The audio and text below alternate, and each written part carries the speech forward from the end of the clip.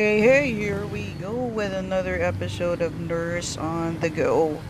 So, karon ibisita mi diri sa usa ka hole in the wall nga restaurant, Japanese restaurant, which is Joe Ed's Lutong Hapon. So, mo ni ang ilahang menu. Daghan kini silang selection sa Japanese food, which is their expertise.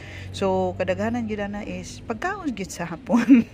So, gipang fusion ni nila. Actually, their taste is more on the authentic side, pero naa siya naka-fusion siya sa flavor na gyud sa Pinoy na naka-adjust atong taste. So, this is one of our favorite Japanese restaurant. Kay usa sa diha is they're very affordable compared sa uban nga Japanese restaurant. So, makita na nimo diha nga even ang ilahang mga ramen is just from a range of 250 up to 400.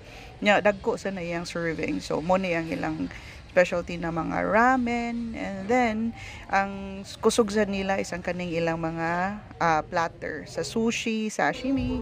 Then mo ni bag-o sa ilang menu, which is ang among gi-order ang Harimaru ramen. And nasa siya mga udon diri. And this place, gamay naman siya, pero it's very homey. Nya, then, dili man siya hingon nga hukot. You have enough space para sa ninyo nga mangaon mo, nga dilisan mo maghuot yung kayo sa lugar. And then, they have the Japanese type nga ambience. Kay ang tigluto sige na nila as far as I know is where nakatrabaho sige ni sila sa Japan. Muna sila nga kaibaw yun na sila on how to cook their Japanese food. And muna sige sa may balik-balik ani nila. Even way back pa lang sa ilahang katong didto pa sila sa ilang balay sa Mabolo.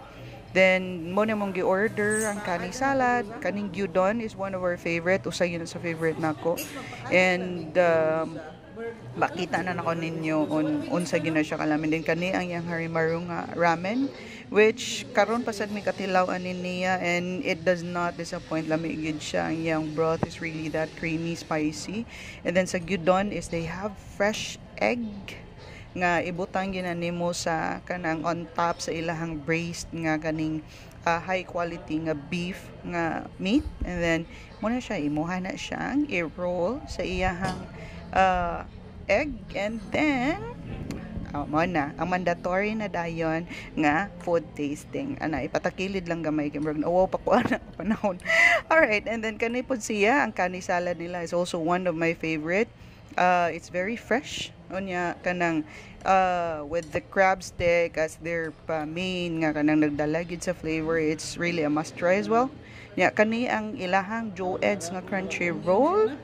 If musakto man siguro to ang name ani niya. It's topped with crunchy nga onions. So teriyaki sauce as well. And then kani ilahang small nga sashimi plate nga which has the salmon, the tuna, unya dayon ang kanisa ng iyahang crab stick.